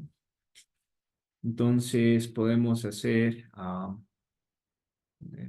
pasaremos a definir funciones porque esto se ve mucho mejor cuando están utilizando o realizando código. Entonces vamos a hacer funciones y en funciones vamos a ver la definición de una función. Definición de una función. Entonces puede ser que podamos definir una función que suma dos valores, suma x, y. Suma x, y es el nombre de la función y toma dos valores, x y y. Necesitan colocar dos puntos para indicarle a Python que busque después las sentencias o las declaraciones dentro de la función. Y puede ser que suma 2, por ejemplo, devuelva la suma de x y y. Simplemente devuelva la suma de x y y. Una función bastante sencilla. Y para poder devolver o retornar, podemos decir return, devuelva suma 2. Entonces, esta es la definición de función. De esta manera definimos suma x, y. Vamos a adicionar un bloque de código más adelante. Vamos- Ya. Lo hacemos correr. Si lo hacemos correr, ya ha corrido. Ahora, si llamamos la función suma x y y, por ejemplo, con los valores 2 y 3, imprimimos ese valor, imprimimos que retorna suma x y y, nos va a dar 5, ¿no? 2 más 3 es 5. Entonces, estamos definiendo una función. Podemos asignar un valor, por ejemplo, a la variable z, la suma de los valores x y y, que sean, por ejemplo, 10 y 5, ¿no? 10,5. Esos dos valores espera la función. Imprimimos z y tenemos 15, ¿no? Entonces, esta es la manera de poder utilizar funciones eh, dentro de su bloque, dentro de su notebook de Python. Ahora hay alguna manera de poder, al- algunos cuidados que necesitamos tener cuando estamos haciendo la suma de valores. Por ejemplo, si mandamos solamente para que sume un solo valor, nos va a dar error. Miren, nos va a decir suma x, y necesita un argumento posicional, que es y. Se está quejando porque no hemos enviado el valor de y. Si ponemos 0 y lo hacemos correr otra vez, nos va a dar 4. Entonces, eh, hay que tener cuidado cuando definamos la función. Los valores que espera la función, si necesita dos valores, necesitamos definirlos cuando estamos llamando esa función, ¿no? Muy bien. Entonces, ¿alguien tuvo algún error de sintaxis en esta parte? ¿No? No, ¿No hay dudas? Perfecto. Entonces, volvemos a las diapositivas. Podemos generalizar la lectura de código, ¿no? Tenemos una definición que suma una lista. Tenemos la función suma en Python, pero queremos implementar esa función. Empezamos con 0 para todos los elementos que estén en la lista, sumamos cada elemento y devolvemos la suma. Y luego decimos la función promedio de esa lista va a ser la suma de esos elementos, ¿no? Estamos llamando a la función suma de esos elementos dividido entre la longitud de la lista, ¿no? Y en ese caso ya podemos encontrar el promedio de 1, 2, 3, 4, 56, 5, 6, 7, etcétera. Podemos encontrar el promedio de todos estos valores. Es una manera para poder generalizar la lectura de código. Argumentos de entrada. ¿Qué argumentos de entrada tenemos para una función? Los argumentos de entrada son los valores que la función está esperando. Por ejemplo, si tenemos una función que espera 3 valores, y si se acuerdan, esta es la función para poder encontrar las raíces de una ecuación cuadrática y devuelve las raíces, raíz 1, raíz 2. Podemos encontrar las raíces de una ecuación cuadrática simplemente enviando los coeficientes, ¿no? Vamos a hacer un ejemplo de esto. Es bien importante saber cuáles son los valores que necesita la función. y la posición de estos valores. El primer valor va a ser A, el segundo valor va a ser B, el tercer valor va a ser C. Entonces podemos enviar estos tres números y vamos a obtener la respuesta. Vamos a obtener una respuesta si sabemos que esta función necesita tres valores, tres argumentos a la entrada. ¿Cuáles son los argumentos? La posición sí importa. La posición en este caso sí importa. ¿Y qué sucede cuando, por ejemplo, en vez de enviar tres, hemos enviado dos? Han visto que nos da error. ¿Cuál es la manera de poder evitar ese error? Podemos, si en este caso no enviamos, definimos la función cuadrática que tiene tres valores y la función cuadrática necesita esos tres valores para procesar la información y llamamos la función, por ejemplo, sin valores como argumento, nos va a decir que tenemos un error donde la función estaba esperando tres argumentos posicionales, ¿no? Tres argumentos posicionales, A, B y C. Los argumentos posicionales son estos que están acá, los argumentos que están dentro de la definición de la función. ¿Qué hacemos en ese caso? ¿Qué haríamos para poder evitar este error? Definir valores predeterminados es una muy buena manera de evitar ese error. Por ejemplo, cuando estamos definiendo la función, podemos decir, quiero que de manera predeterminada el valor de A es 1. Si es que no nos envía el valor de A, la función puede tomar por default, de forma predeterminada, el valor de 1. Luego B puede ser 0, luego C menos 1. De esa manera no necesitamos enviar valores dentro de la función. No necesitamos enviar valores dentro de la función. Entonces, practicaremos esta parte. Vamos a definir una función, por ejemplo, que tome una función, el procesamiento de una lista, por ejemplo, el procesamiento de una lista. Y esa lista va a tener tres elementos, por ejemplo, A, B y C, y dos puntos. Y va a devolver una lista de números, ¿no? Una lista de números que sea el elemento A multiplicado por menos 1, es decir, el negativo de A. Luego el B multiplicado por 10. Y luego el C que va a ser multiplicado por menos 10, por ejemplo, ¿no? Entonces va a retornar ese valor, return ese valor. Vamos a ver. Sí, estamos bien. Esta lista, vamos a devolver esta lista y lo podemos llamar. Vamos a ver.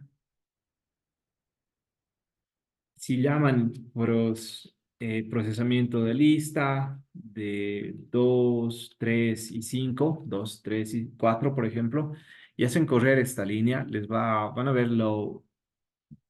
ver que tienen este error. Dice proc lista no está definido. Python no entiende proc lista. ¿Por qué no entiende proc lista? Porque cuando hemos definido la función proc lista no lo hemos hecho correr. Si se dan cuenta acá, está vacío, ¿no?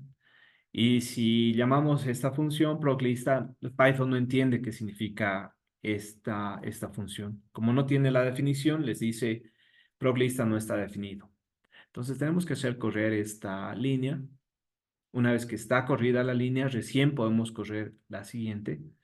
Es un error común, ¿no? Por lo menos yo he tenido varias veces este error cuando definía la función, pero iba a la siguiente celda y no, eh, me, Python se quejaba de que la función no estaba definida o no entendía qué significaba esto.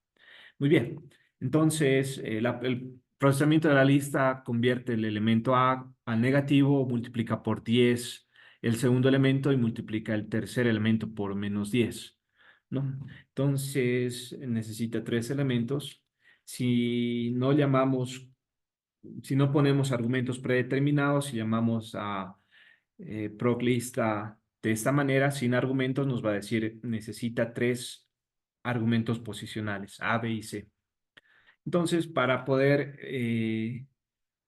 corregir este error, lo que necesitamos hacer es definir valores predeterminados. Entonces, vamos a hacer otra lista. Definir proc lista 2. que tenga valores predeterminados. Por ejemplo, A que valga 10, B que valga 1, por ejemplo, y C que valga 0, ¿no? De forma predeterminada estoy indicando a la función que si por alguna razón no les envía estos valores, tome estos por default. Entonces enviamos, podemos decir, la lista, lo mismo, A por -1, luego B por 10, luego C por -10. Y retornamos la lista, return lista. Y lo hacemos correr. Y si llamamos proc lista 2 sin argumentos, nos va a retornar los valores predeterminados, la lista procesada con los valores predeterminados. En este caso, si no enviamos valores, no hay argumentos, nos va a enviar A con el valor de 10, lo va a multiplicar por -1, por eso sale -10 acá. Luego B que valía 1, lo va a multiplicar por 10 y por eso sale 10 acá. Y C que valía 0, lo multiplica por -10 y eso sale 0. Por eso está acá. Muy bien, entonces de esta manera podemos evitar en definiciones de listas este tipo de errores. Cuando nuestra lista tiene 3 argumentos posicionales y no los hemos enviado. Van a ver este problema de error de argumentos posicionales, especialmente cuando estén trabajando con librerías externas.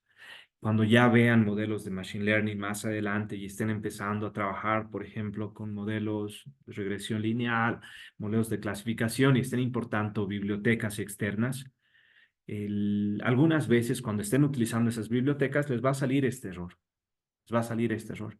Y ese error se debe a que la biblioteca que están utilizando, la función de la biblioteca que quieren utilizar, necesita argumentos posicionales que ustedes de repente no están enviando.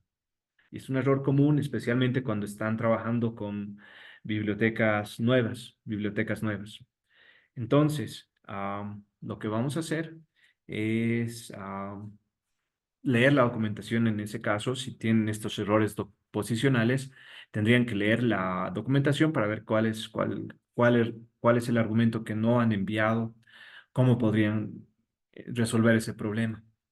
Entonces, si otra manera otra ventaja de poder tener argumentos predeterminados es que ustedes pueden enviar un argumento predeterminado. Por ejemplo, para el valor de A pueden enviar, se multiplica por -1, pueden enviar 1, por ejemplo. Solamente un valor. Y es en lista. En lista 2 era el que nos requería, ¿no? Si envían 1, lo va a multiplicar por -1 y les va a devolver. Este valor que está acá es el valor de A, porque es el primer valor. Si ponen otro valor, por ejemplo B, que es 2, y envían 2 valores, el primero representa A, el segundo representa B, y como hay un tercero, y el tercero no se ha enviado, como tenemos argumentos predeterminados, Python utiliza 0 como argumento por default, y es por eso que les devuelve de esta manera. Entonces, teniendo argumentos predeterminados, les ayuda a mejorar, a evitar estos errores. Y ahora tienen sus pros y contras. Puede ser que su función no tenga argumentos predeterminados y realmente ustedes tengan la necesidad que el usuario, cuando esté utilizando su función, o ustedes cuando estén utilizando esa función, necesiten sí o sí especificar estos argumentos que están acá. En este caso no ponen argumentos predeterminados, pero si ustedes saben cuáles son los valores por default que puede tomar la función, sí los tienen que adicionar. Hay casos en los cuales vamos a trabajar esta parte más, lista 3, en los cuales sí o sí necesitan el valor de A, y luego el valor de B puede tomar un valor predeterminado, y el valor de C puede ser que no, que sí o sí lo necesiten que el usuario lo entregue como argumento. Entonces acá vamos a hacer lo mismo, esto va a ser 3, van a ver el problema que vamos a generar con esto, y es bueno practicar con errores porque de esa manera van a poder ver o entender los detalles de sintaxis.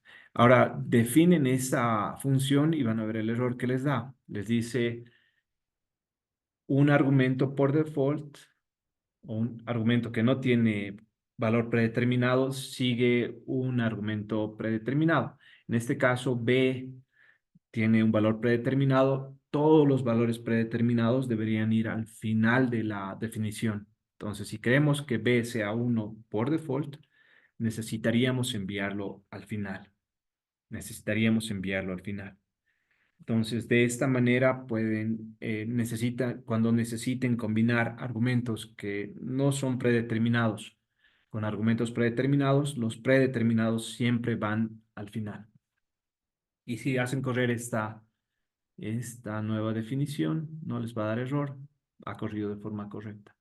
Muy bien. ¿Alguien tiene alguna pregunta, duda, algo que no se entienda acá? Definición de estas funciones, algún error de sintaxis. Sí, hay. Una pregunta. Eh, en, en el proc lista 2, en la función proc lista 2, si solamente tengo C, ¿podría usar la función especificándolo, tal vez? Sí, podría hacerlo. Si tuviera solamente C, proc, lista 2, por ejemplo, especifica C, toma el valor, por ejemplo, de 1, ¿no? Ok, En ese caso ya le está diciendo a Python, este es el valor, este es el argumento que te estoy enviando. ok. Carlos dice, puede definir proc lista 2, donde A vale 10, B vale 1 y C vale 0. Y no recibe argumentos, ¿no? Sí se puede definir. El problema es que cuando tengamos valores distintos de 10, 1 y 0 en A, B y C, va a tener problemas. Va a tener problemas porque A, B y C, en ese caso, en su definición de función, siempre toman los valores 10, 1 y 0. Si quisiéramos decir, por ejemplo, A que sea 3, B que sea 2 y C que sea 1, la definición de función que usted ha proporcionado, Carlos, no va a dejar, no se va a poder incluir dentro del procesamiento de lista, ¿no? Pero la sintaxis es correcta, no hay problemas. El problema es que los valores de A, B y C siempre toman esos valores de 10, 1 y 0. No pueden ser cambiados. Eh, si quisiéramos cambiarlos, tendríamos que poner los argumentos A, B y C dentro de la definición de función. Muy bien. Entonces, excelente pregunta. ¿Qué tal si queremos enviar el valor de C solamente? Le indicamos a Python explícitamente cuál valor estamos enviando, ¿no? Por ejemplo, podemos decir procesamiento de lista 3. Si enviamos 2, 3 y 2, por ejemplo, 3 y 4, no nos va a dar error porque estamos enviando el valor de A, el valor de C y el tercer valor, el valor de B, es predeterminado, ¿no? Predeterminado y vale 1.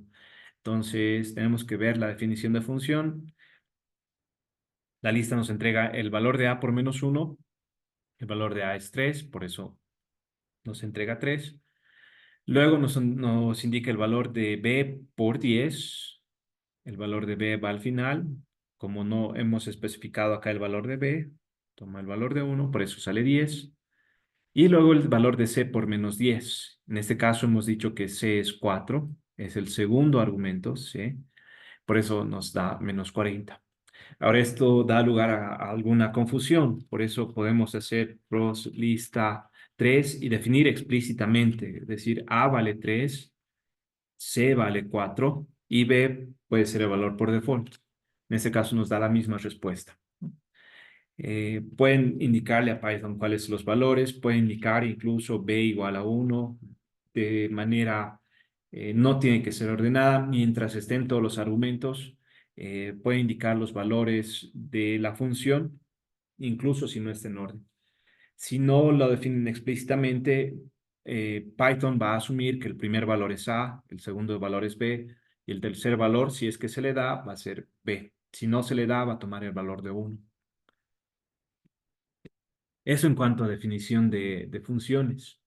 Van a ver cuando estemos trabajando con Matplotlib, cuando llamemos funciones de gráficas, vamos a definir explícitamente, por ejemplo, la transparencia de un gráfico tipo scatter o el color del gráfico o las líneas o si tiene leyenda o no. Vamos a hacer uso de estos argumentos y no los vamos a utilizar en orden, los podemos utilizar a medida que nosotros estemos utilizando. Generalmente cuando estamos graficando o haciendo la sintaxis de una gráfica, se nos ocurre, el color tiene que ser rojo, o la transparencia tiene que ser del 80%, o necesitamos líneas de red, una rejilla para poder leer los valores de mejor manera, o necesitamos un título, etcétera.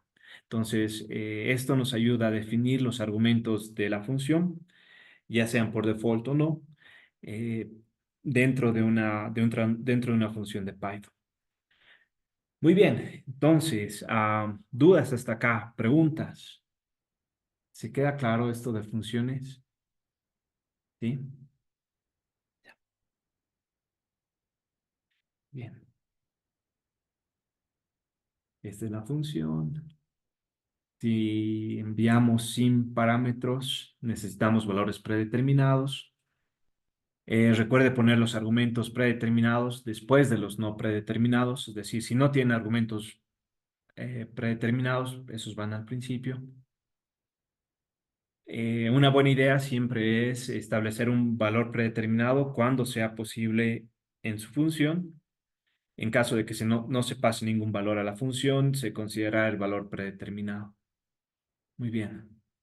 Podemos enviar sin valores, podemos enviar de manera con argumentos posicionales o argumentos por keyword, se llama la última parte que hicimos, donde C vale -4, B vale 0, A vale 1, etc. Pueden pasar los argumentos en orden o pasarlos por palabra clave. Si no quieren poner estas palabras clave, pueden pasarlos en orden o por palabra clave. Muy bien. Resumen de estas funciones. Ya definimos la función y luego llamamos la función con los argumentos que necesite esta función. Si en este caso no hemos definido ningún valor predeterminado, necesitamos sí o sí el mismo número de argumentos cuando estamos haciendo la llamada a la función. Si definimos un valor predeterminado, el número de argumentos que necesitamos enviar son solamente los que no son predeterminados, matches, goals, cuando son resultados, por ejemplo. El tipo de juego es cuando son de visitante, por ejemplo, el número de juegos, los goles, etcétera. Vamos a ver, ¿hay algo más? Luego nos tenemos que ir a pandas. Entonces, hablaremos un poquito de pandas antes de hacer la actividad grupal.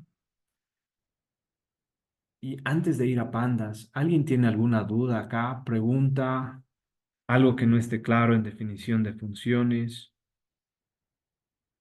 ¿Todo está claro?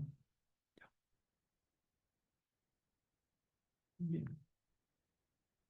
Sí, van a practicar esto en tutoriales. Les voy a mandar algunos tutoriales. Van a tener actividades donde ustedes van a poder practicar la sintaxis de comprensión de listas, comprensión de diccionarios, definición de funciones. Van a poder hacer esta parte. Sí, hay una pregunta. Luis, recursión, dice Luis. Sí, se puede llamar una función dentro de la función. Es buena pregunta.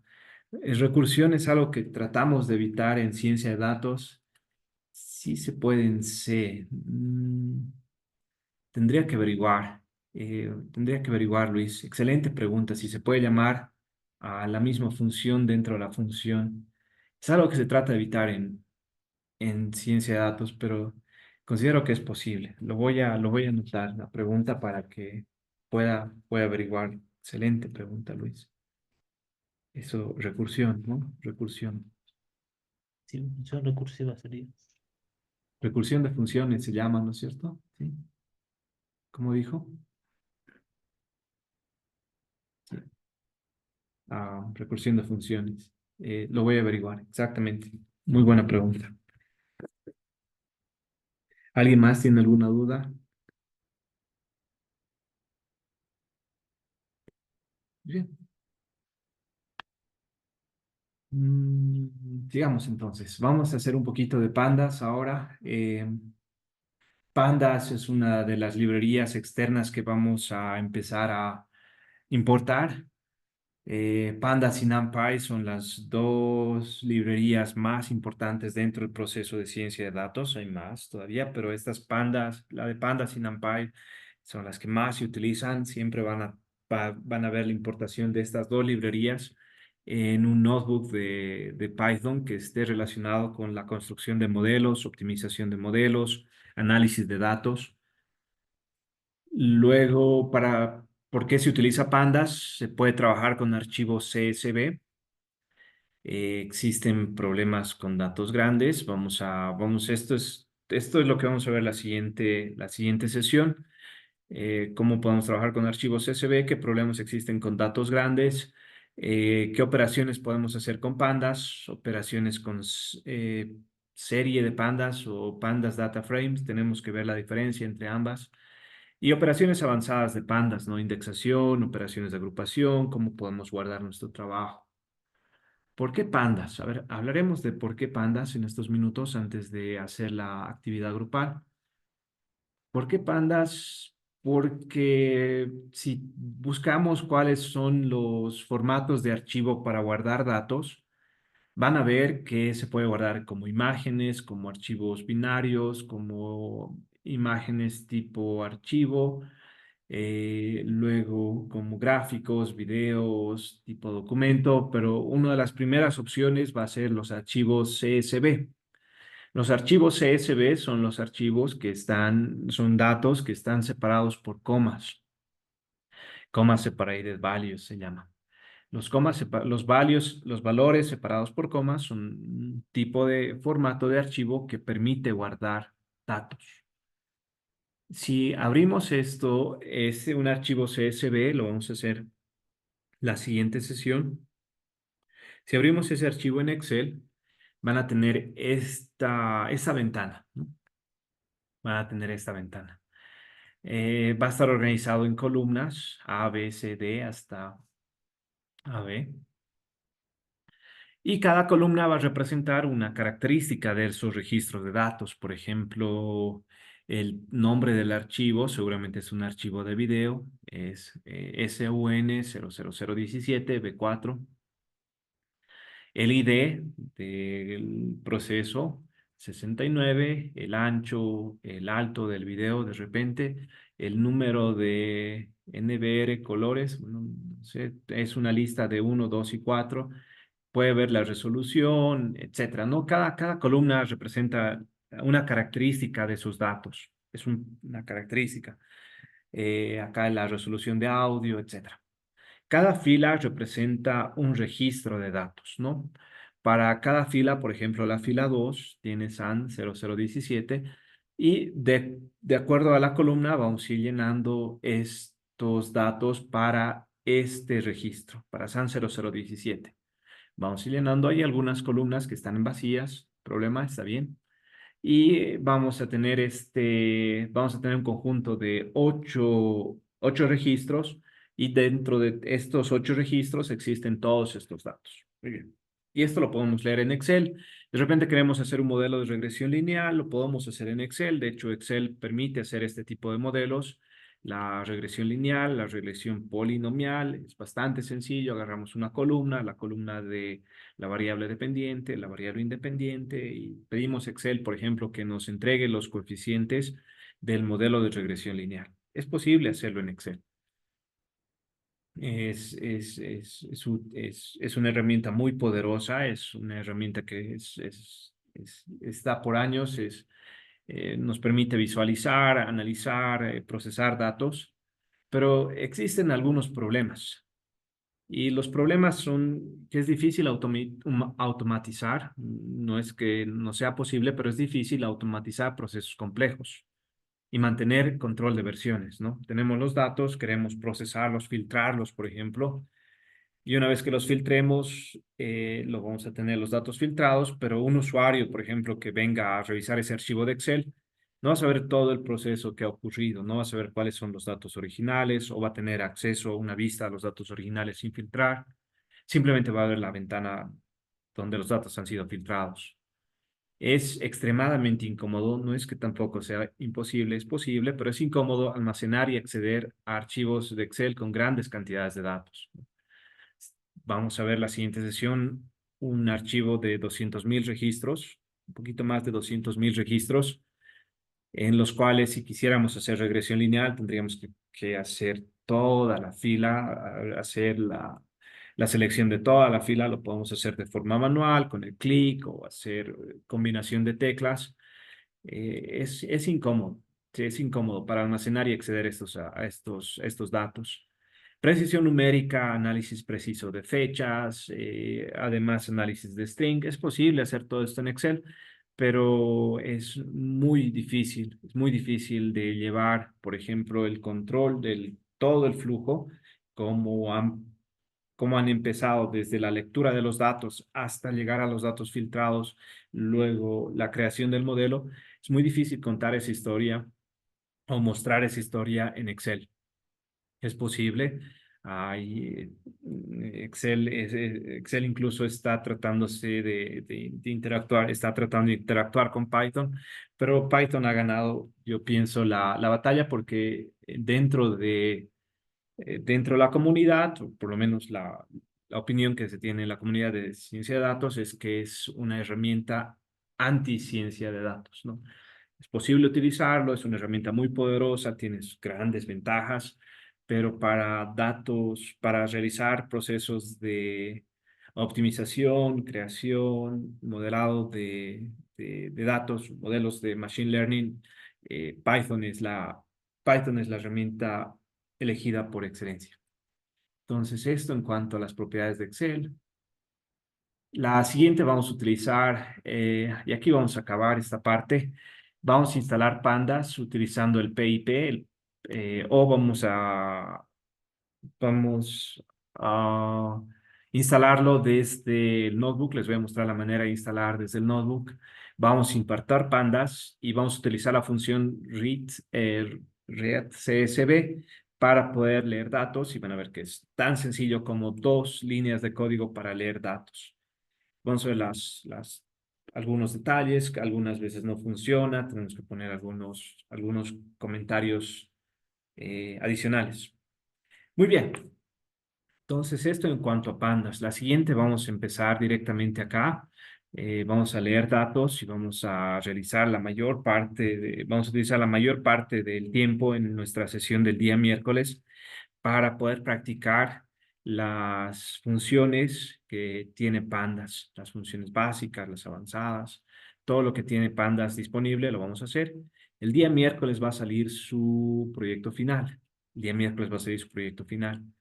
El proyecto final es un notebook en el cual ustedes tienen que leer y van a ver que son cerca de 20 apartados en los cuales ustedes tienen que ir respondiendo en función todo lo que hemos hecho a lo largo de estas sesiones. Y se enfoca en pandas en particular, pero utilizan, por ejemplo, eh, bucles for, comprensión de listas, comprensión de diccionarios, condicionales, etc. Muy bien, entonces, quedaremos acá. Lo que quisiera hacer en estos últimos 10 minutos es que puedan trabajar de forma conjunta con con el cuestionario que van a tener disponible. Vamos a ver, debería estar en las actividades del día lunes. Vamos a ver. Son un conjunto también de 6 preguntas. Eso también les va a ayudar como asistencia. Si van a, si van a la plataforma UPB virtual, van a poder acceder a esta opción de listas y diccionarios. Trabajaremos por unos 10 minutos en grupo para que todos puedan aportar ahí ideas, tal vez resolver el cuestionario de manera más rápida. Vamos a crear unos 8 grupos y lo voy a abrir ahora. Y una vez que terminen, pueden volver a la sala principal y vamos a Voy a tratar de responder preguntas si es que hay dudas todavía de esta parte de funciones, comprensión de listas o comprensión de diccionarios. Pueden ingresar a los rooms, a las salas para trabajar. ¿Está bien?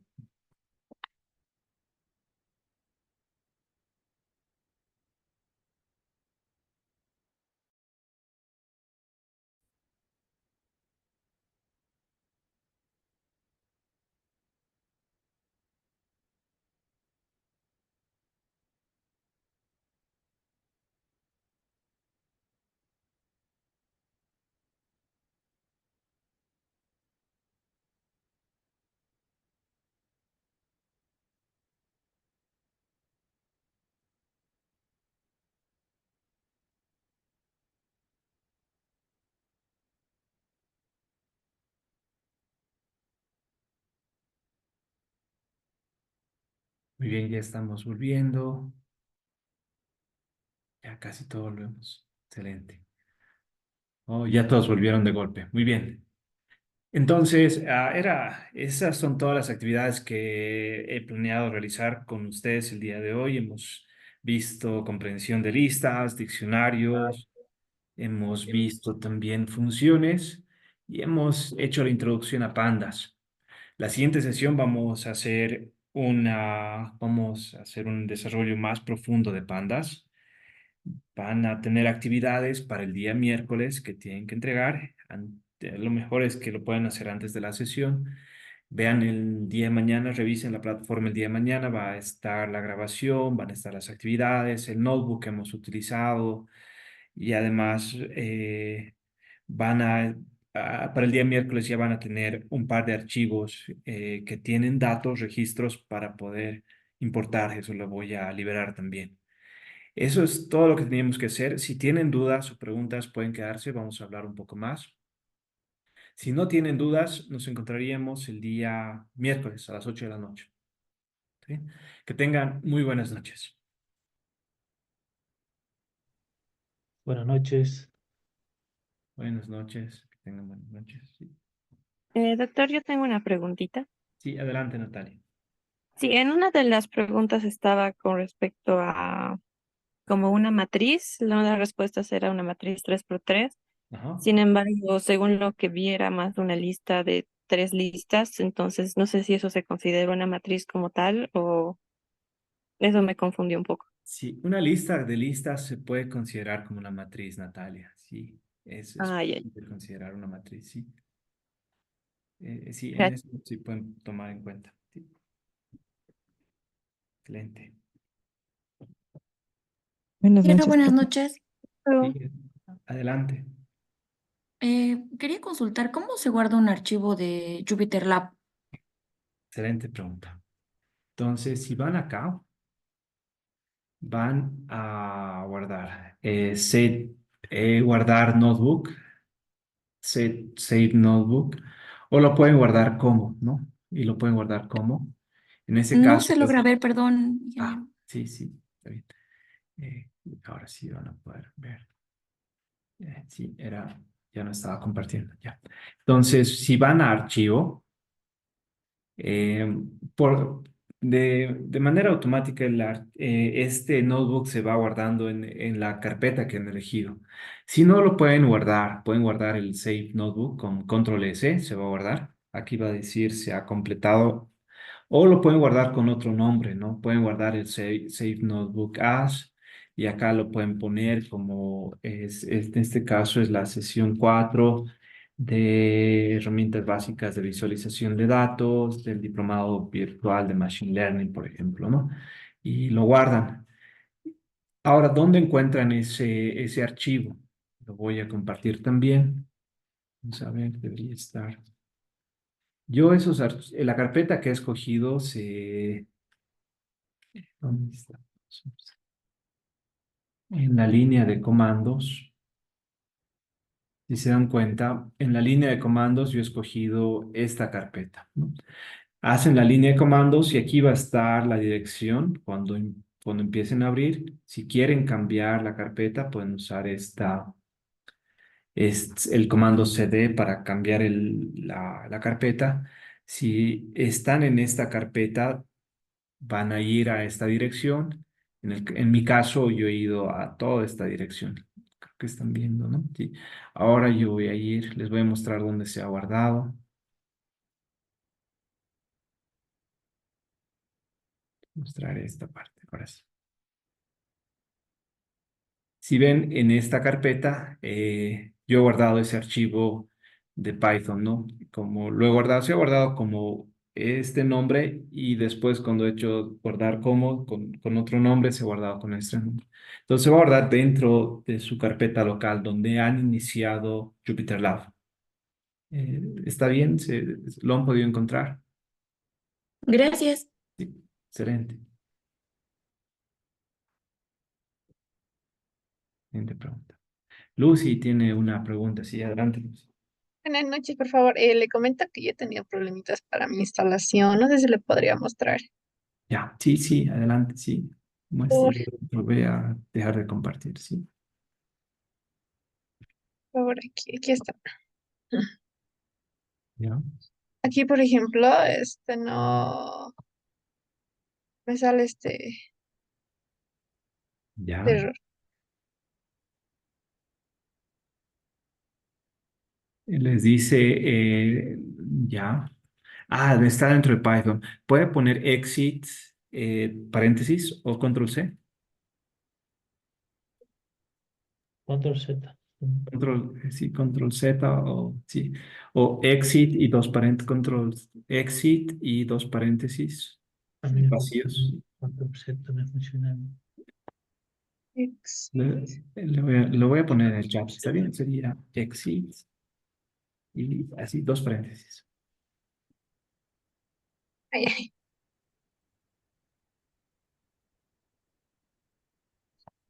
Ya, ahora sí, está bien, enter. Muy bien, ahora sí. Ahí no necesitamos iniciar Python para Jupyter Lab. Desde ahí puede trabajar. Entonces puede poner el comando Jupyter Lab, Jupyter guión Lab, con un guión en el medio, sí, en vez de, en vez, sí, ahí, exactamente. Enter.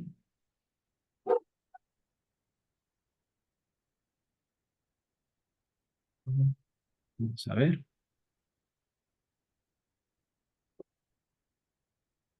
Esperamos un ratito. Parece que está tratando. Ah, ya, no lo ha reconocido. Ya. Entonces, vamos a hacer la instalación de Jupyter Lab. Entonces, en ese CMD puede poner este comando pip install Jupyter Lab.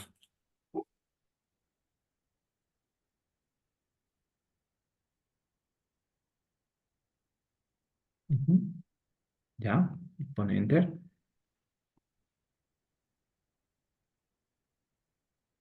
Y va a instalar en su máquina Jupyter Lab. Lo va a instalar, sí. Entonces, ya está instalando. Perfecto.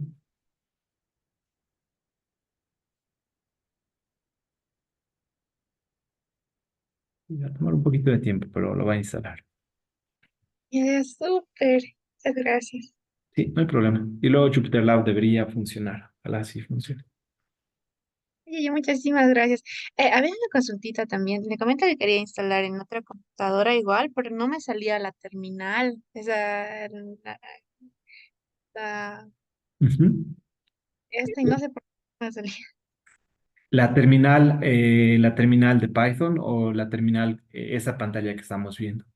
Esta pantalla que estamos viendo. Ah, sí, hay veces que hay restricciones, especialmente con el CMD, a veces sí los restringen. Teníamos problemas en anteriores cursos cuando el CMD no podía ser accedido, especialmente cuando están trabajando con computadoras de trabajo, pero si están trabajando con computadoras personales, no había problema.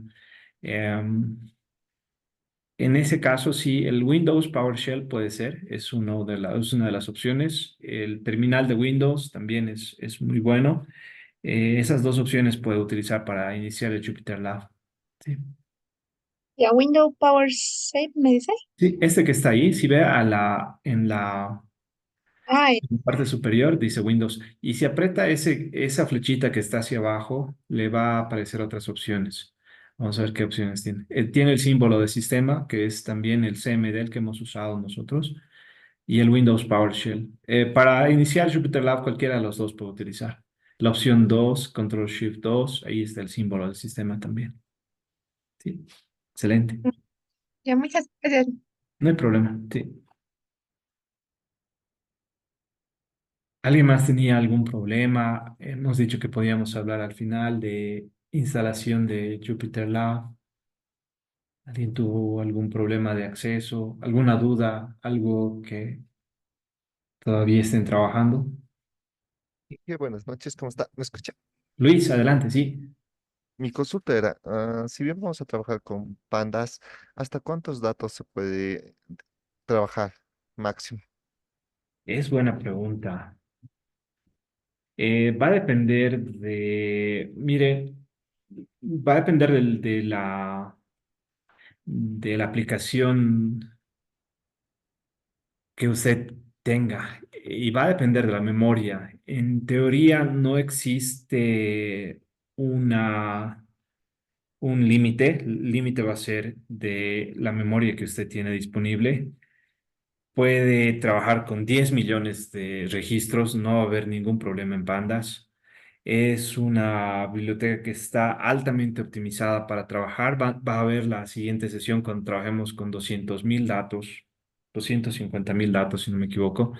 Pandas lo va a poder leer en menos de 2 segundos. Nos va a tomar más instalar algunas librerías que necesitemos que leer todo el conjunto de datos. Van a tener un módulo donde hablen de Big Data. Hay un módulo específicamente con Big Data, donde los datos sí se almacenan en una base de datos. Esos datos que están disponibles para que ustedes trabajen, sí está optimizado de tal manera que esté en una base de datos externa y no esté en su memoria personal. Porque en esas aplicaciones, si Pandas tiene problema, es mejor leerlo se llama por porciones, por porciones.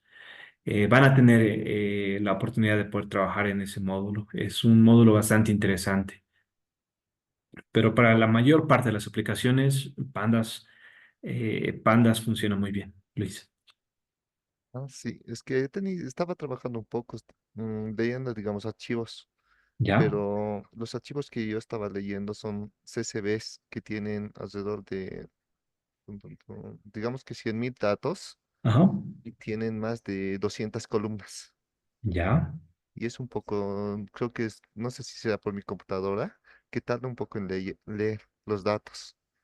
Y he intentado leerlo en Google Colab.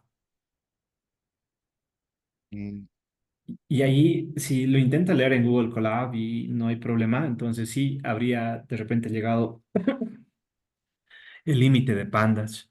sí, porque En el que vamos a ver que tenemos, la siguiente sesión va a ver que vamos a tener 250.000 datos y cerca a 10 columnas, 10 columnas. Y la mayor parte de las personas sin problema, no, hasta ahora no hemos tenido problema en la lectura de esos datos. Tal vez puede ser, si le podría sugerir, tal vez llevar esos datos a Google Colab y ver si puede leerlo de esa manera. Y ahí va a ah, notar si existe una diferencia en que si es su computadora, porque Google Colab no utiliza la memoria la memoria física que usted tiene, sino es de un servidor. ya, lo voy a hacer prueba y te aviso. Ya, muy bien. Gracias. Gracias, Luis.